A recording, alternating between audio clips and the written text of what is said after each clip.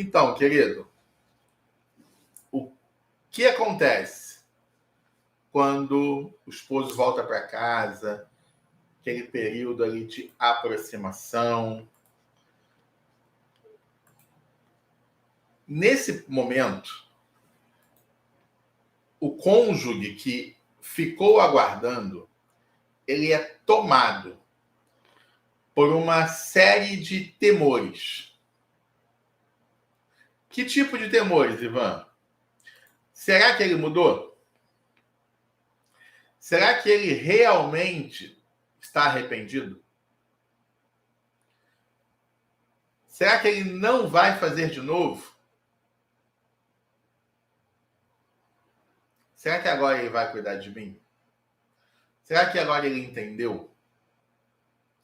Quem é esse homem que está voltando? E se a OM aparecer? E se a OM fizer contato com ele? Será que ele tirou o contato dela do telefone dele? Será que ele excluiu? Será que ele ainda pensa nela? Quando ele está fazendo sexo comigo, ele pensa nela? Ou, quando eu for fazer sexo, amor com meu marido, será que ele vai pensar na OM ou ele vai pensar em mim? É justo eu receber de volta esse homem que agora volta todo endividado? A gente tinha carro, uma casa boa, uma vida boa. Agora eu tenho que andar de ônibus. Agora esse homem volta para casa e diz o seguinte para mim: ei, economiza um pouco aí, porque a conta de luz está vindo muito alto. Ei, economiza um pouco aqui nas compras, segura aí nas saídas e na diversão, porque as coisas estão apertadas. E talvez a gente não consiga pagar as contas no mês que vem.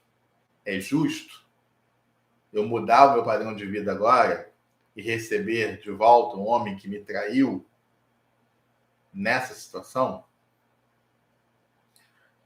Ou um outro caso, o marido volta para casa doente. É justo agora eu cuidar dele? É correto essa situação? Sou eu que vou ter que fazer agora a posição de amada e Teresa de Calcutá e ser a santa que cuida e aceita tudo? E ele foi lá, se divertiu, brincou, fez, gastou o nosso dinheiro e agora volta doente para eu cuidar dele? Isso é justo?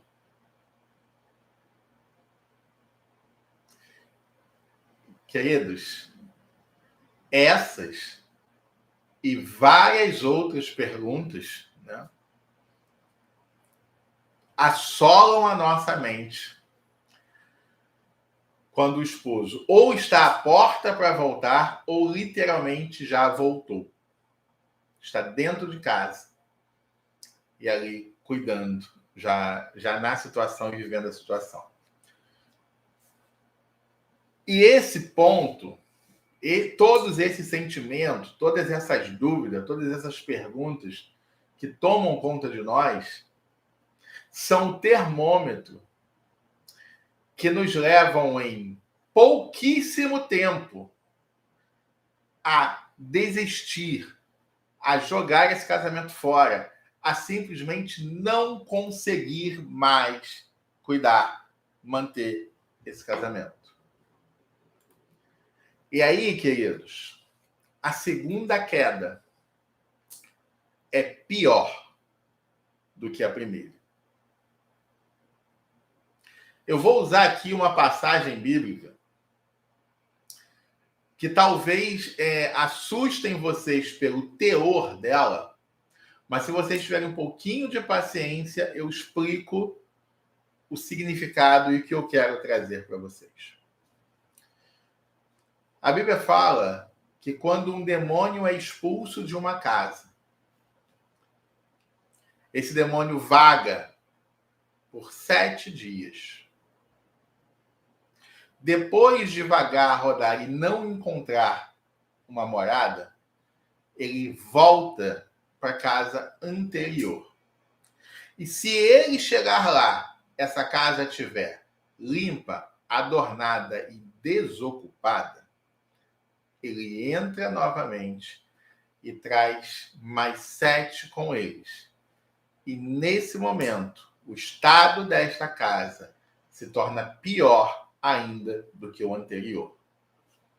Lógico que todos vocês aqui que são cristãos sabem que esse texto fala de luta espiritual, né, de possessão demoníaca, todas essas coisas, e não é isso que eu quero me referir à casa de vocês. Mas o significado, ele é praticamente o mesmo. Ele é o seguinte: eu estou numa situação ruim e houve uma separação. Meu casamento estava muito ruim e houve a separação. O marido foi embora. A casa agora está vazia. Só que a casa está vazia e ela não deveria estar. Ela precisa ser adornada, limpa e ocupada. Ocupada por quem, Ivan? Do mesmo jeito que a casa que foi expulsa pelos demônios precisa ser ocupada pelo Espírito Santo de Deus. A minha casa física, precisa ser ocupada por Deus, pelo Espírito Santo de Deus, pelo Espírito da sabedoria. Porque se eu me encontro, se eu estou cheio do Espírito, cheio de sabedoria, cheia de Deus, a maior parte dessas perguntas, dessas dúvidas que assolam o nosso casamento, o nosso retorno, elas se dissipam. Vou dar um exemplo de perguntas que eu já respondi, tá? Já respondi aqui ao vivo e já respondi no privado, de pessoas diferentes, porque não foi nenhuma, nem duas, nem 3 perguntas que eu recebi com esse sentido. Foram várias. Me perguntaram assim: Ivan, eu tenho medo de fazer sexo com meu marido quando ele voltar, porque eu não sei por onde ele andou. E eu tô com medo. E aí eu estou querendo exigir que, para a gente retornar, que ele faça exames. Exames de DST, de HIV e os outros. Só que pensem comigo aqui agora. Esse é um medo humano. E se a gente for tratar isso como humanidade, eu vou dizer para vocês: peçam, façam o exame, cuidem-se, porque a sua vida depende das suas ações, depende da força do seu braço. Então é você mesmo que tem que resolver.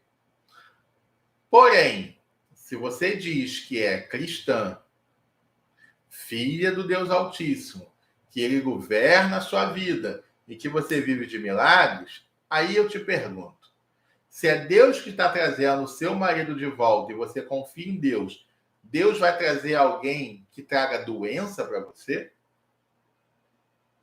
É Deus ou não é? Vamos decidir como é que está funcionando essa história? Ou seja, se eu entrego de fato minha vida, meus pensamentos, as decisões, os milagres, o meu casamento na mão do Senhor e confio nele, eu preciso confiar em todas as áreas. O problema é que nós nos relacionamos com Deus e confiamos em parte. Aqui eu deixo Deus entrar. Aqui eu não deixo Deus entrar. Aqui eu aceito que Deus cuide de mim. Aqui não, Deus, não se mete aqui não, porque isso aqui é muito íntimo para você, tá? Isso aqui quem resolve sou eu, porque eu sou o especialista. Deus não sabe de nada dessa área. Eu é que sei o que eu senti. Eu é que sei como funciona. E a gente vai se relacionando com Deus assim, como se isso fosse o correto e como se isso fosse o possível. Precisamos, antes de qualquer coisa, antes de uma restauração de casamento, antes de uma restauração pessoal, É necessário uma restauração espiritual. É necessário um reencontro com Deus. É necessário uma nova conversão. É necessário a cruz. É necessário rendição. É necessário renúncia para cada um de nós. E só assim nós poderemos cumprir verdadeiramente. Eu entrego a minha vida ao Senhor. Ele é o meu Senhor. Um beijo para vocês. Fiquem com Deus. Tchau.